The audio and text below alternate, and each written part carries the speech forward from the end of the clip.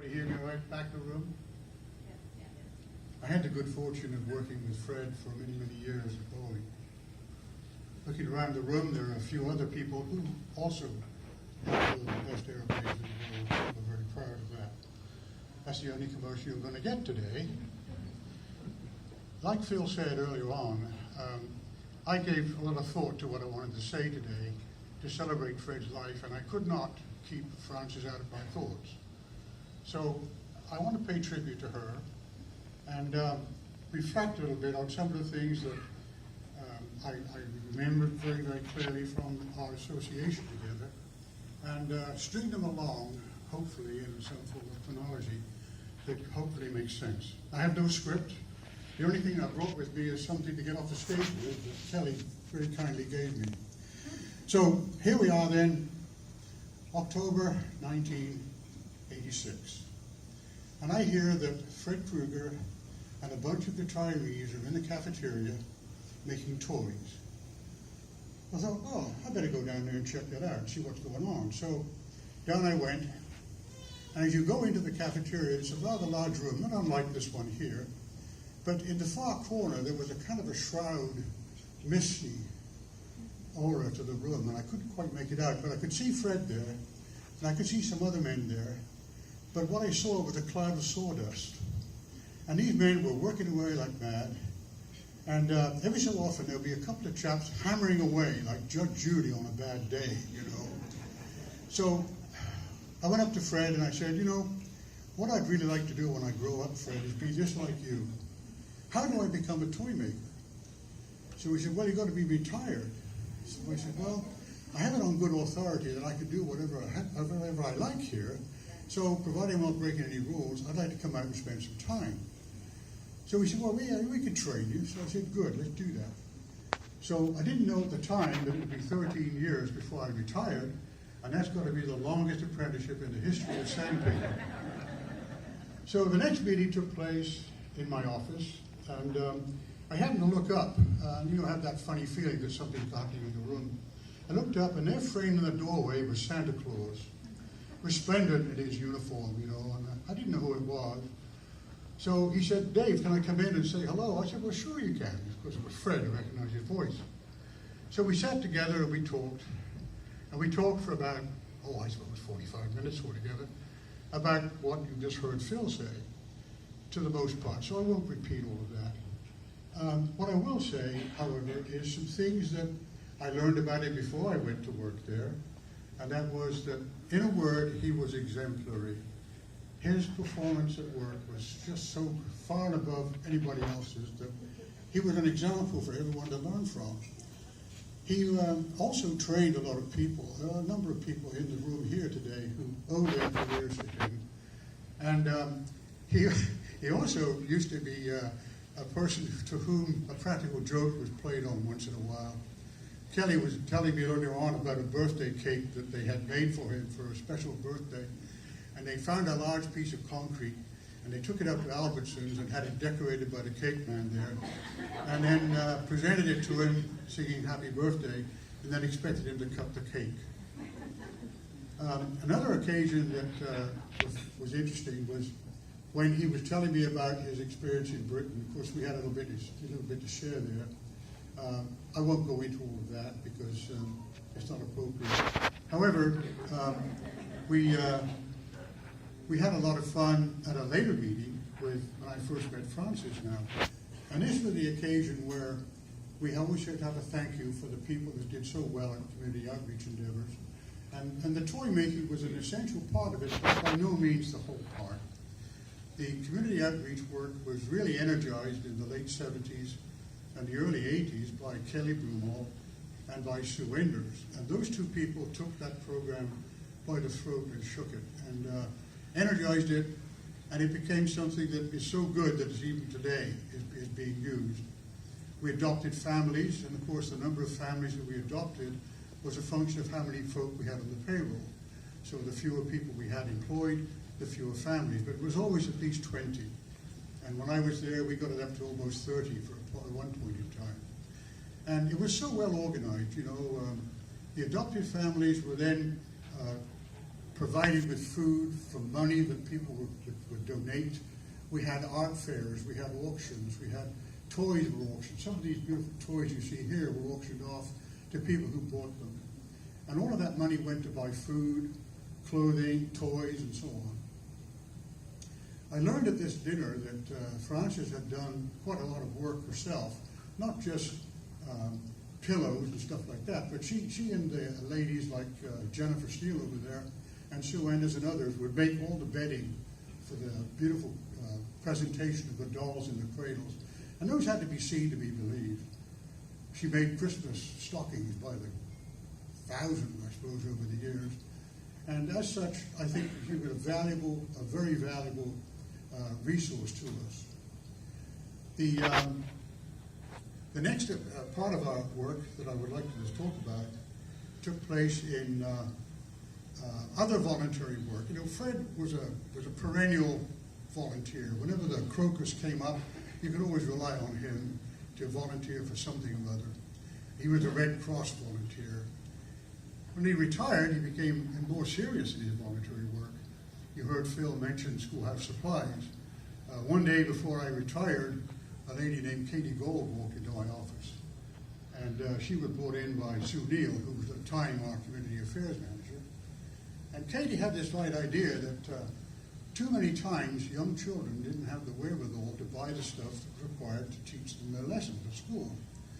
So she had this idea to go around businesses and places like Albertsons and Fred Meyer's and so on, Office Depot, and get material that the children would require that teachers otherwise would have to spend something like $1,500 in their own pay to provide for.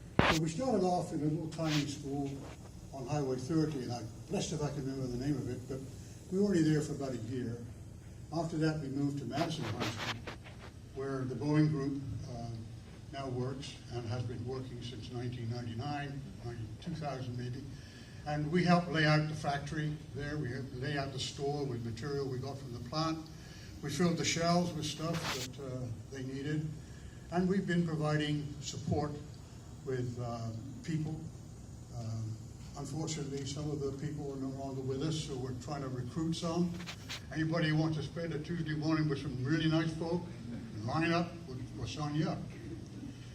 Fred also did some fine work with us.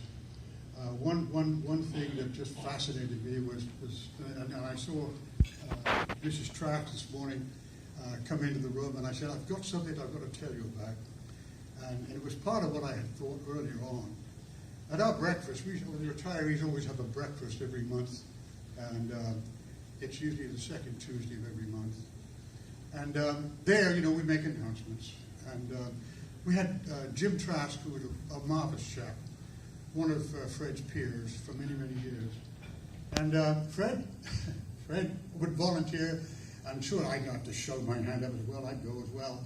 But what Jim wanted to do was to have a cleanup crew to clean up the road opposite the factory on Northeast Sandy Boulevard. So he would organize it, with the right people downtown, and whoever they were.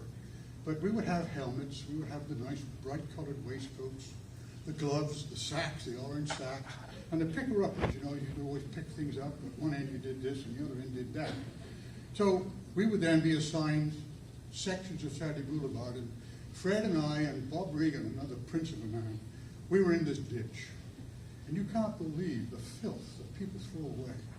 Unbelievable. So we're walking through this mess. I said, what the hell is that smell? And Bob Regan said, there's a dead cat down here. What do you think I should do with it? And Fred didn't want to say. I think it was on the tip of his tongue what he should do with it. But anyway, we're giggling over this.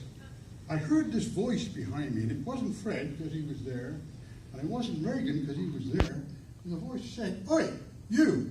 I turned around. The chap in the car had stopped and said, "What are you people in prison for?" And that was 8 years ago, and I still haven't figured out an answer yet. I'd like to just finish up now with the process of toy making, because it was such an important part of all that we did. We'd say, when should we show up then, Fred? And Fred said, well, we're going to work Monday, Wednesday, and Fridays. So we'd all show up, and you could never get there before Fred. He was always first. So you get there, and the coffee was on, and Kelly had got the donuts. So, you showed up for work by 7:45. Fred had got everything all lined out. Now, the beauty of what he would do was that he knew exactly who had the skill to do what job. He also knew who couldn't do a damn thing. So he also knew who could work together well, because some jobs required 2 pairs of hands. So he would say, now you and you get together over here. So he was a master at knowing what the strengths were of their resources and putting them to work. So every so often, we would have this chap who can't be here today because he's sick, but he's the funniest man I've ever met, Merle Wilberson. And he could do an impersonation of W.C. Fields that you couldn't believe. We'd be working away like this, and Fred would be working over there, and he would walk over and say, I was once in Philadelphia, but it was closed. And Fred would laugh. And then Ray Schwartz would start saying, well, I've heard some of the jokes you tell all the time here 3 times. I heard them last year, and I heard them the year before. And Fred said, well, you stick around 1 more year, you'll be able to hear them again. Which reminds me of the favorite joke that Fred loved, which was number 26. I want you to bear that number in mind. This young chap goes to prison. And after the first day, he's getting used to the environment, and he follows along behind the rest of the troops to go to the cafeteria for his dinner. So he's sitting down in his dinner, and when dessert's finished, he hears this pounding on the table, and the man stands up and says, 19. And a few people start chuckling, And then when the noise dissipates a little bit, another person stands up and says, 26. And now you haven't seen anything like it in your life. People are rolling around on the floor, laughing and chuckling. Even the guards are laughing. So a new chap turns to the old chap next to him and said, what's with the numbers, and why are people finding it so amusing? Well, said the old convict, we've been in this prison for so long together that we've told each other the same jokes over and over again that it saves time if we just number them. Oh, said the new chap, anxious to be taken as being one of the boys. So he stood up and said, 39. Silence. Nobody even smiled. So we sat down again and said, now what did I do wrong? Well, he said, it's not so much the joke that's funny, it's the way you tell them. Right, so now I was trying to figure out in my mind how to get off the stage. And I wanted to do that without breaking down. So Kelly has given me some writing here, and I'm going to read it. It's called The Train. And it says the following, and I'll read it. So, at birth, we boarded the train of life and met our parents, and we believe they will always travel on our side. However, at some station, our parents will step down from the train, leaving us on this journey alone.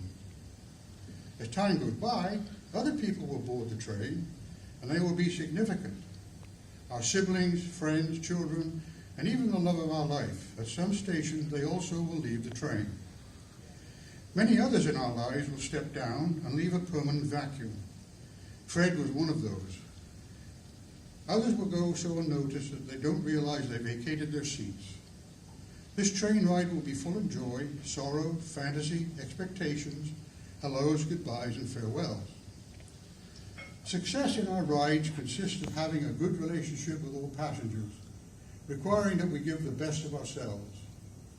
The mystery to everyone is, we do not know at which station we ourselves will step down. So we must live in the best way, love, forgive, and offer the best of who we are. It is important to do this because when the time comes for us to step down and leave our seat empty, we should leave behind beautiful memories for those who will continue to travel on the train of life. I wish all of you a joyful journey for 2017 on the train of life. Reap success and give lots of love. More importantly, thank God for the journey. Lastly, to my friends and family, I thank you for being friends and passengers on my train. Thank you very much.